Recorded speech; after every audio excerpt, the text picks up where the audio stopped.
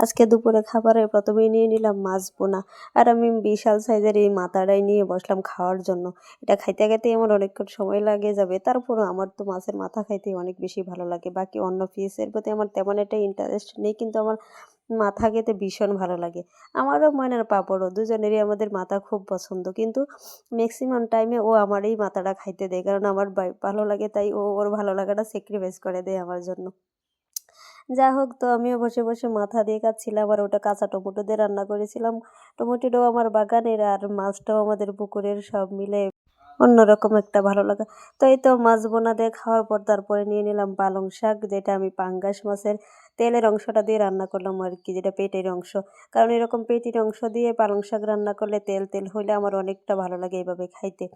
তো এই তো আমি সবসময়ই চেষ্টা করি শাক রান্না করলে ওই পেটির অংশটা দিয়ে রান্না করতে, কারণ আমার ওভাবেই খাইতে ভালো লাগে। এই তো তারপরে নিয়ে নিলাম একটা ছোট মাছের তরকারি, ছোট ছোট পুঁটি মাছ, সাথে আলু দিয়ে চিকন চিকন করে ভুনা করলাম। এই তো সব মিলে এটাই ছিল আমার দুপুরের খাবার, আলহামদুলিল্লাহ।